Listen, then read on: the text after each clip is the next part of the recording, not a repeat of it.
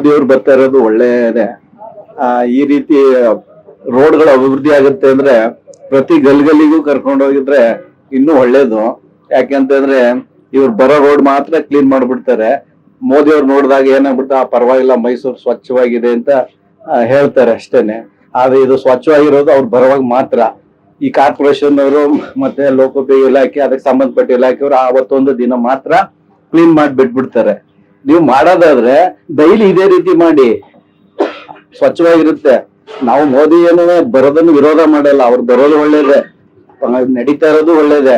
But ಈ cleaning, ಈ ರಸ್ತೆಗಳು ಹಳ್ಳ ಬಿದ್ದಿರೋದು ಇವನ್ನೆಲ್ಲನೂ ಇದು ಇಡೀ ಮೈಸೂರಿಗೆನೆ ಮಾಡಿದ್ರೆ ಒಳ್ಳೇದು ಅಂತ ನಮ್ಮ ಅಭಿಪ್ರಾಯ. ಶಾಸಕರಿಗಾಗ್ಲಿ, ಸರ್ಕಾರಕ್ಕಾಗ್ಲಿ, ಸ್ಥಳೀಯ ಸಂಸ್ಥೆಗಳಾಗ್ಲಿ ಯಾವುದೇ ಆದ್ರೂ ಕೂಡ ಈ ರೀತಿ ಅಭಿವೃದ್ಧಿ ಕೆಲಸಗಳನ್ನ ನೀವು ಎಲ್ಲಾ ರಸ್ತೆಗಳಿಗೂ ಮಾಡಿ ಸಮಾನವಾಗಿ. ಬರೀ ಒಬ್ರು ಹೋಗ್ತಾರೆ, VIP ಗಳು ಬರ್ತಾರೆ ಅನ್ನೋದಕ್ ಮಾತ್ರ ಮಾಡಬೇಡಿ.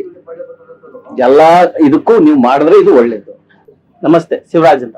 ಸರ್, ಈಗ ನರೇಂದ್ರ ಮೋದಿ ಅವ್ರು ಬರ್ತಾ ಇದಾರೆ ಅಂದ್ಬಿಟ್ಟು ಎಲ್ಲ ರೋಡ್ ಕ್ಲೀನ್ ಮಾಡ್ತಾ ಇದ್ದಾರೆ, ಹೊಸ ಟಾರ್ ರೋಡ್ ಆಗ್ತಾ ಇದ್ದಾರೆ, ಮತ್ತೆ ಗೋಡೆಗಳಿಗೆಲ್ಲ ಪೇಂಟ್ ಮಾಡ್ತಾ ಇದ್ದಾರೆ. ಇದ್ರ ಬಗ್ಗೆ ಏನ್ ಹೇಳ್ತಾರೆ?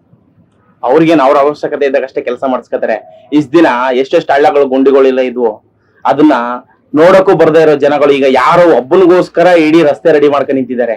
ಅದ್ರಲ್ಲೂ ಕೂಡ 100 ಜನಕ್ಕೆ ಅಲ್ಲ 1000 ಜನಕ್ಕೆ ತೊಂದರೆ ಕೊಟ್ಕೊಂಡು ರಸ್ತೆ ರೆಡಿ ಮಾಡ್ತಾ ಇದಾರೆ ಅವರು. ಅದ್ ಯಾವಾಗ ಅರಿವಾಗುತ್ತೋ ಗೊತ್ತಿಲ್ಲ ನಮ್ಮ ಮೈಸೂರು ಜನಗಳಿಗೆ.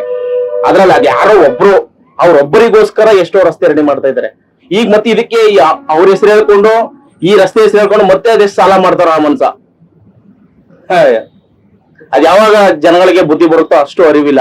ಅವ್ರ ಅನುಕೂಲಕ್ಕಷ್ಟೇ, ಅವ್ರ ಮೂಗ್ನೇರಕ್ಕಷ್ಟೇ ವ್ಯವಹಾರ ಮಾಡ್ತಾರೆ. ಜನಗಳಿಗೋಸ್ಕರ ಏನು ಮಾಡಲ್ಲ ರಾಜಕಾರಣಿಗಳು, ಯಾರಿಗೋಸ್ಕರ ಏನು ಮಾಡಲ್ಲ. ಅವರಷ್ಟು ಮೂಗ್ನೇರಕ್ಕೆ ವ್ಯವಹಾರ ಮಾಡ್ಕೊಂಡು ಎಲ್ಲ ಜನಗಳಿಗೆ ತೊಂದರೆ ಕೊಡಕ್ಕೆ ಅಂತಾನೆ ರಾಜಕಾರಣಿಗಳೆಲ್ಲ ಉಟ್ಕೊಂಡಿದ್ದಾರೆ.